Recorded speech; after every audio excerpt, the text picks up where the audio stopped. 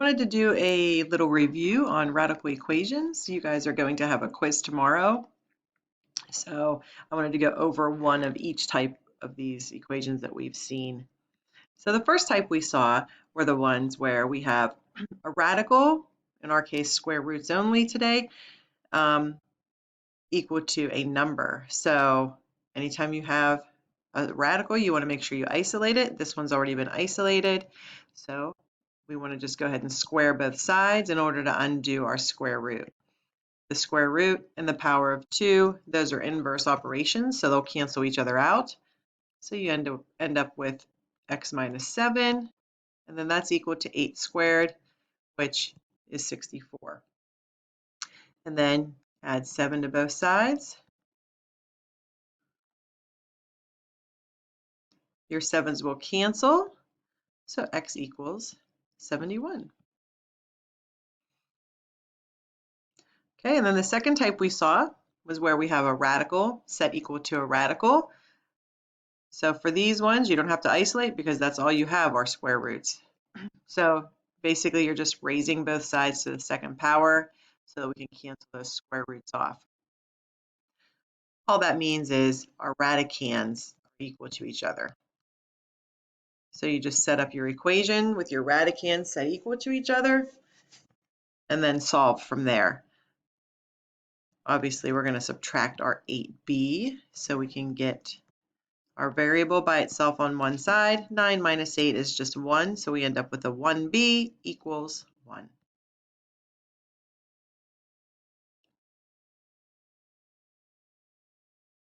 Okay, and then the next type we saw, a radical set equal to a variable.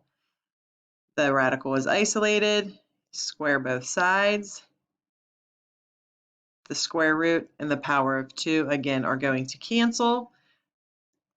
So that leaves us with our radicand, negative 12 plus 7k, equals k squared. So now this is where we get into our quadratics, and also these ones are the ones where you have to make sure you're checking for your extraneous solutions. So anytime we square a variable, then it's a possibility that we're going to have an extraneous solution. This is a quadratic. You want to set it equal to 0 and then solve from there. So I'm going to add 12 and subtract 7k. So over here I would add 12 and subtract 7k. None of these are like terms, so I obviously can't just put them together, but I want to make sure I keep this positive because my factoring is going to be easier if I do. So that's why I'm moving these terms and bringing them over to this side. So these will cancel off, and that gives us our 0 over here, which is what we want. And then for this, just go ahead and put this in standard form so you can see how the factoring is going to work. So k squared minus 7k plus 12. So now we are into the trinomial factoring. You are looking for two numbers that when you multiply them, you get 12, but when you add them, you get negative 7.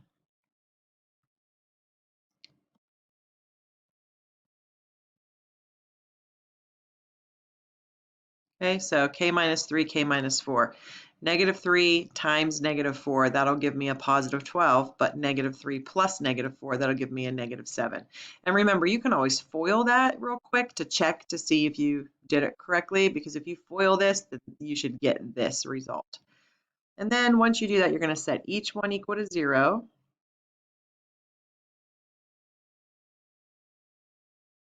And then solve. So we have k equals 3 over here, and then k equals 4. Now you have to check to see which one works. Sometimes they'll both work, sometimes neither of them will work, sometimes only one of them will. So you want to do a quick check into your original equation. So check k equals 3.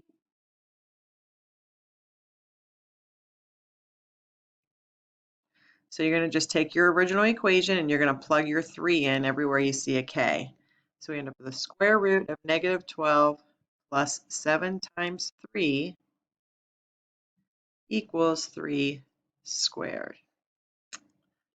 I apologize, not squared. Equals 3.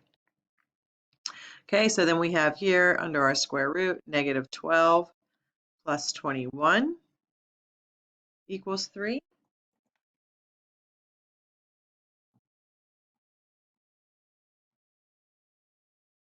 Square root of 9 equals 3. And the square root of 9 is 3. So this one checks out. So that works. So we know that 3 is one of our solutions. And then you want to go ahead and check your other one. Our k equals 4.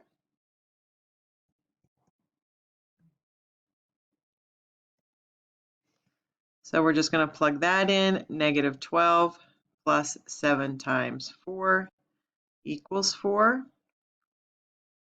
Negative 12 plus 7 times 4 is going to give me 28. Oops. Negative 12 plus 28 is going to give me a 16.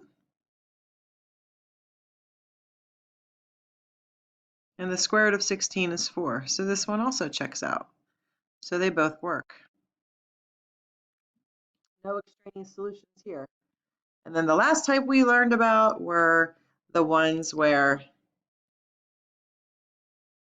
we end up with a binomial on one side. So, isolating the radical first, that will have us adding this n to both sides.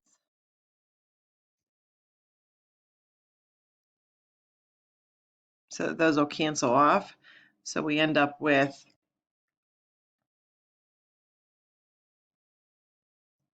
the square root of 81 minus 5n equals, and then put this in standard form just to make it look better, n minus 3. And then we are going to go ahead and square both sides. So remember, when you square this side, you're squaring the whole quantity. So this is going to cancel. So your radicand comes out, but then this side turns into a FOIL.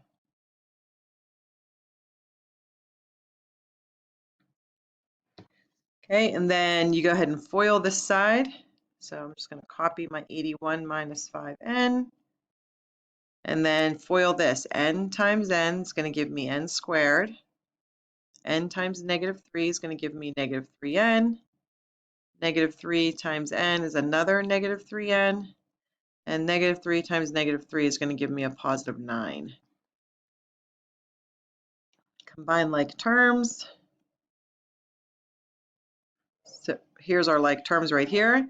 So n squared minus 6n plus 9. Okay, so now we have a quadratic here again. So you want to make sure that you bring everything over to one side so that you can set it equal to 0 so you can factor it. So you want to subtract the 81 and add the 5n. So do it under where the like terms are. So if we're subtracting 81, it has to go here, and add 5, n has to go under there. So these will cancel. There's my 0. N squared minus n equals 72. Oops, not equals, silly. Let me fix that. So this will be minus 72. All right, so now we need two numbers that when we multiply them, we get 72, but when we add them, we get negative 1. So we're going to go with n minus 9 and n plus 8.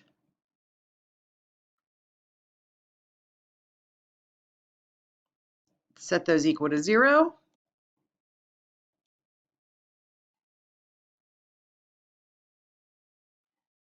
Add 9 to both sides here, so n equals 9. And subtract 8, so n equals negative 8. Okay, so now, again, you want to make sure that you check. I know it takes a minute, an extra minute, and you probably just want to be done with this problem, but you want to make sure you check that the answer actually works. Okay, so we want to first check n equals 9.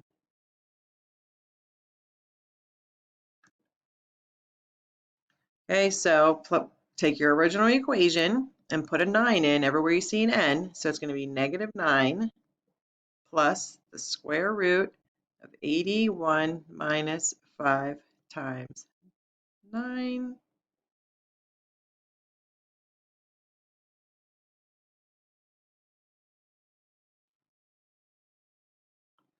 equals -3.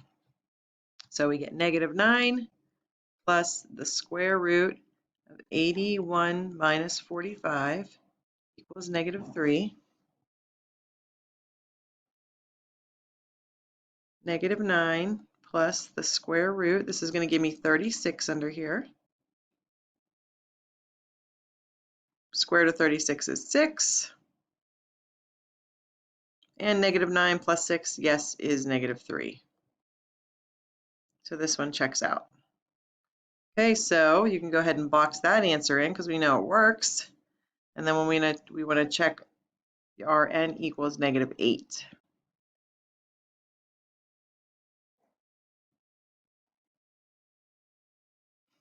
So you're going to plug it in. We have -n, so it's -n.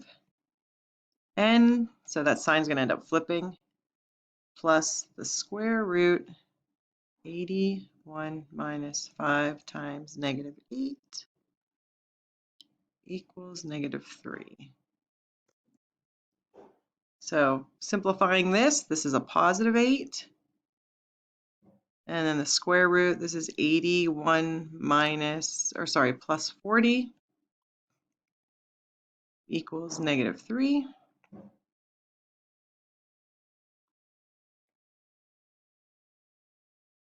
So what's that? 81 plus 40 should give me 121.